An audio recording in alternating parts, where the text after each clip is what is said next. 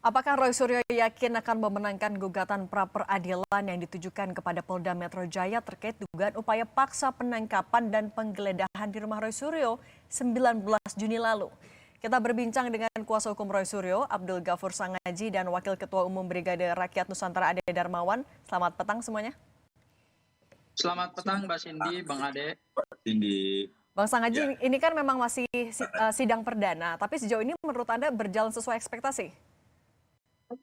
Ya, alhamdulillah tadi sidang berjalan dengan lancar, dengan baik, karena termohon dan turut termohon bisa hadir langsung dalam sidang perdana tadi, dan kami harus menjelaskan kepada masyarakat bahwa termohon itu adalah Kapolda Metro Jaya, kemudian Dirkrim Polda Metro Jaya, dan penyidik pada Subdit Keamanan Negara Polda Metro Jaya. Jadi kami tidak menarik Presiden Republik Indonesia Bapak Prabowo. Kemudian juga turut termohonnya adalah Kepala Kejaksaan Tinggi DKI Jakarta, Kepala Kejaksaan Negeri Jakarta Selatan, dan Jaksa Penuntut Umum. Ya, kami kenapa memasukkan turut termohon? Karena ini untuk melengkapi syarat formil.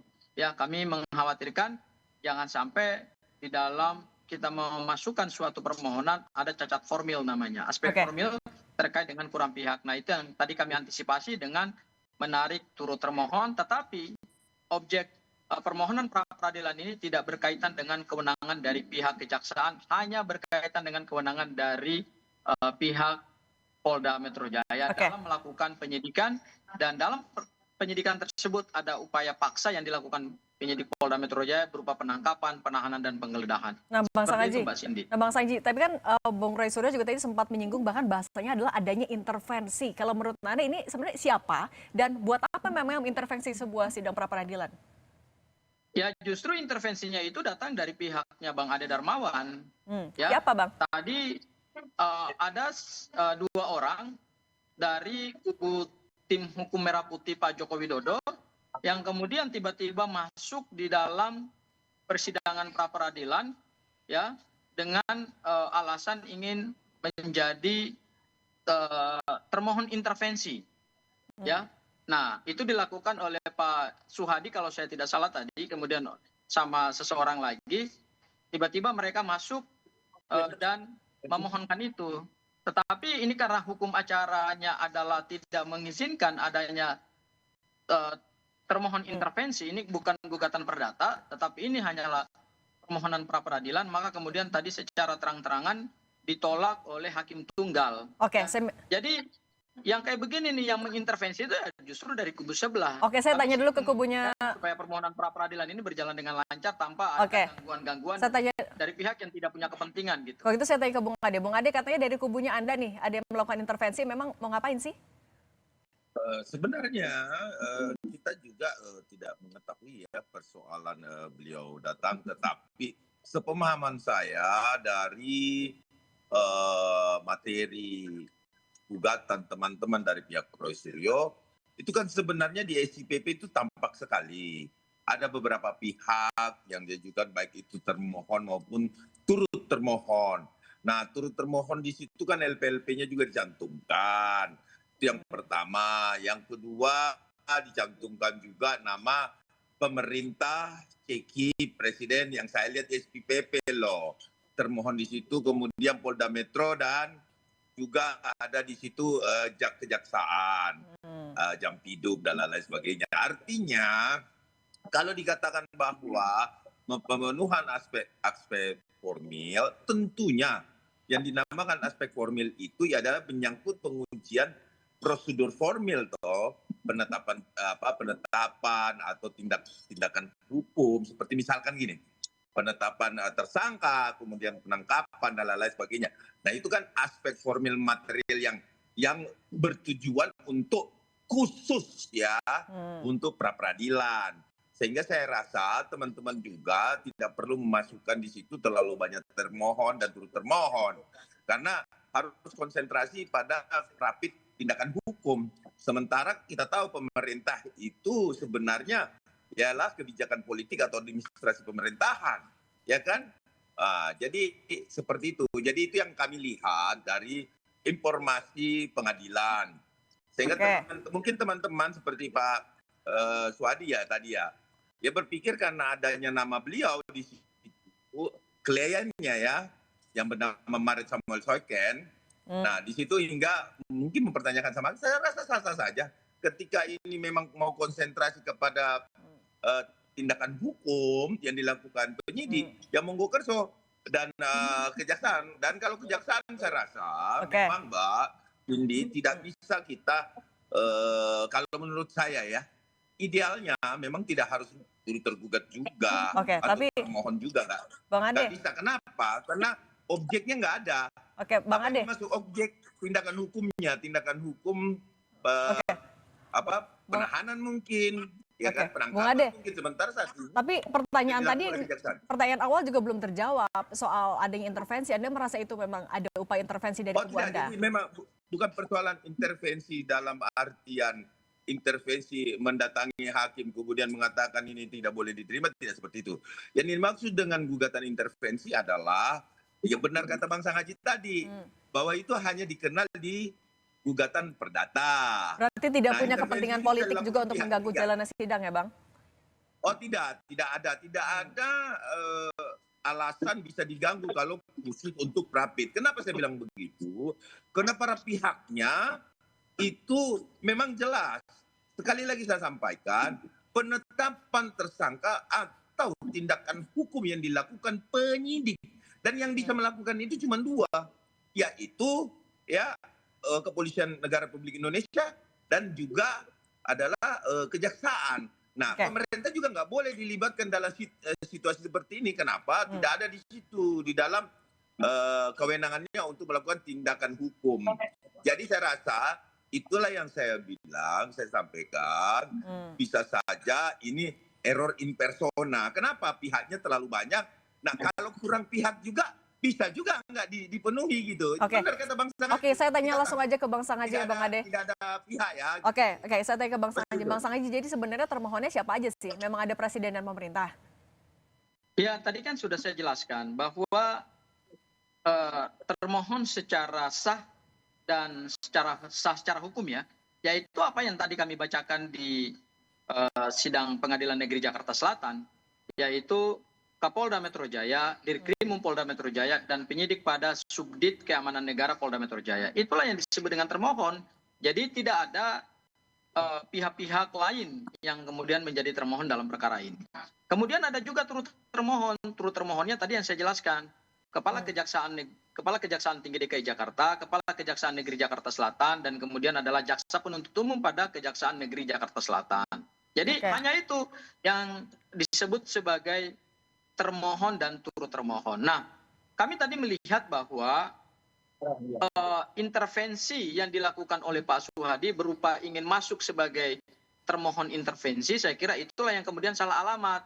Ini kan permohonan pra peradilan, yang dipersoalkan itu adalah kewenangan, bukan hak hukum. Ya, makanya tadi Hakim Tunggal memberikan masukan kepada Pak Suhadi bahwa permohonan intervensi untuk menjadi termohon intervensi itu kemudian tidak dikabulkan karena terkait dengan laporan-laporan dari Lecumanan, Andi Kurniawan, Samuel Sweken, ya itu hanya disebut saja, tetapi kan bukan berkaitan dengan penerapan hukum dari sisi mereka. Jadi pra peradilan itu hanya hubungannya dengan penggunaan kewenangan, dan kewenangan itu adalah kewenangan yang diatur oleh KUHP. Jadi saya pikir teman-teman ini kalau mau mengintervensi suatu proses hukum secara sah harus mempelajari dulu ini gugatan perdata atau permohonan itu adalah kewenangan sesuai dengan hukum acara pidana. Jadi saya kira lagi-lagi akhirnya persoalan ini akhirnya kami melihat bahwa selama ini ya model-model dari tim pendukung Pak Jokowi ya begini nih, suka mengglorifikasikan sesuatu yang sebenarnya sesuatu itu mereka tidak punya legal standing gitu. Nah, saya kalau itu minta tanggapan soal pernyataan terakhir tadi. Ya, Bang aja gitu loh. Bang Ade, katanya suka sebentar Bang Sangaji. Bang Ade tadi katanya kubu Anda suka glorifikasi. Sesuai dengan KUHP gitu. Bang Ade. Ya, gimana Mbak Cindy? Tadi kalau kata Bang Sangaji, kubu dari Pak Jokowi suka glorifikasi sesuatu. Anda merasa itu adalah pernyataan yang valid? Wah, saya rasa itu tuduhan yang tidak mendasar. Kenapa seperti itu? Dasarnya Pak Suhadi mungkin, Pak C. Suhadi ya, berangkat ke sana jelas di dalam dia mendapatkan informasi dari SPPP. Kan itu tidak mungkin bohong juga SPPP itu. Itu publik kok. Jadi isi dari materi gugatan juga kan ada di situ. Jadi gini loh, kita bukan, saya bukan ini ya, tapi kalaupun misalkan memang turut tergugat, harusnya sih kalau memang kita turut termohon di dalam pra peradilan, sebenarnya nggak perlu datang sebenarnya, karena itu error in persona kok. Di sini kan kita bicara tindakan hukum, ya kan, bukan kewenangan yang digugat di dalam satu pra peradilan, tetapi suatu tindakan hukum, yaitu tindakan yang namanya penangkapan, ya kan, penggeledahan katanya, ya kan. Nah itu akan diuji. Jadi yang diuji itu tindakan hukumnya. Nah kalau memang Polda Metro Jaya tidak sesuai dengan prosedural, ya pasti Bang Sangaji ya enak, menang dia. Nanti bebas Pak Roy itu. Nah itu, Begitu. Bang Sangaji juga tadi ketawa, apa yang menurut Anda lucu memang dia pernyataan tadi? Ya menurut saya inilah bukti bahwa mereka itu masuk dalam perkara ijazah Pak Jokowi ini memang dari awal mereka ini memaksakan kehendak. Misalnya laporannya Lecumanan, laporannya Andi Kurniawan, laporannya Samuel Sweken, itu kan sudah digugurkan oleh jaksa penuntut umum dan tidak dimasukkan dalam surat dakwaan, itu satu hal. Hal yang kedua, begitu kami masuk di dalam pra peradilan, Nah ini mereka, penting nih. Ini penting nih Bang Sangaji. sebentar dulu Bang Ade. Ya, mereka tiba-tiba mau masuk di Pengadilan Negeri Jakarta Selatan pada saat persidangan itu sedang dilakukan. Ya, kami kaget juga, bahkan hakim tunggal pra peradilan kaget juga. Loh, kok kenapa Anda berani untuk menawarkan diri Anda sebagai turut termohon? Ini pra peradilan, apakah Anda tidak bisa membedakan mana pra peradilan dan mana gugatan perdata gitu? Ya akhirnya kami sih ketawa-ketawa aja gitu loh. Karena kenapa? Karena cara-cara yang dilakukan oleh para pendukung Pak Jokowi ini justru yang membuat penegakan hukum itu menjadi kisru gitu loh. Dari awal mereka tidak punya legal standing untuk melaporkan perkara pidana, tapi mereka maksakan melaporkan perkara pidana. Akhirnya digugurkan oleh jaksa penuntut umum. Kemudian tadi, begitu kita masuk di dalam pra peradilan, mereka tidak punya legal standing dan tidak dibolehkan secara hukum acara untuk masuk sebagai turut termohon intervensi. Tapi kemudian mereka ujuk-ujuk datang ke Pengadilan Negeri Jakarta Selatan ya. Oke, saya minta tanggapannya Bung Ade dulu ya Bang Sangaji. Apakah mereka kurang paham hukum? Jadi Apakah begini. mereka harus membaca kembali aturan perundang-undangan dan membedakan Bang mana Sangaji. perdata dan mana permohonan pra peradilan. Nah, Bang Ade katanya bikin gaduh. Ya, begini Mbak Cindy, itu tidak mungkin jalannya satu persidangan bisa diganggu dengan hanya satu atau dua orang yang datang ke sana dengan dalih dasarnya jelas. Kalau dia turut termohon, maka memang secara hukum wajib hadir kalau dia turut termohon. Artinya seperti itu. Tapi dengan tudingan Anda bikin gaduh kubunya? Saya mau jawab bahwa digugurkan laporan. Ini kan justru disinformasi. Kenapa saya bilang begitu? Kalau memang laporan-laporan dari para relawan seperti Maret Samuel Sweken, terus kemudian Andi Kurniawan dan Lecuman dan itu digugurkan, namanya menggugurkan itu seperti apa? Apa bentuk instrumennya, SP3 kah? Atau surat pemberhentian penuntutan kah? Nah, saya rasa juga Bung Sangaji akhirnya saya bilang, Anda baca dong penghentian, Anda baca dong pemberhentian penuntutan. Apa instrumennya tiba-tiba dikesampingkan? Sementara laporannya naik sidik. SP2HP-nya ada instrumennya. Jadi saya rasa kita tidak perlu kita saling menuding bahwa si A, si B, si C ini salah dalam pendapat. Kita jalani saja. Nah, kesampingkan ya toh nanti akan kelihatan kok.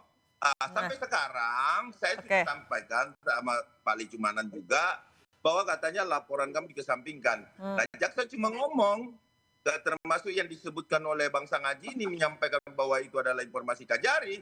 Bahkan kita akan datangin di sana mana pemberhentian penuntutannya. Oke, Bang Ade. Jaksa gitu. Nah, kalau gitu kita lihat agenda. Tidak ada yang mengganggu persidangan, kita ikuti persidangan, insya Allah semoga Bang Sangaji dan tim menang. Ya udah, ini juga baru sidang perdana hari ini ya. Masih ada 6 hari kerja lagi nih ke depan. Kita lihat putusannya. Terima kasih Bang Ade Darmawan, Bang Sangaji. Terima kasih Bang Sangaji. Kami akan kembali dengan informasi tim SAR gabungan mengevakuasi nakoda KM Ocean 3 setelah 2 hari terapung di Laut Kabupaten Natuna, Kepulauan Riau.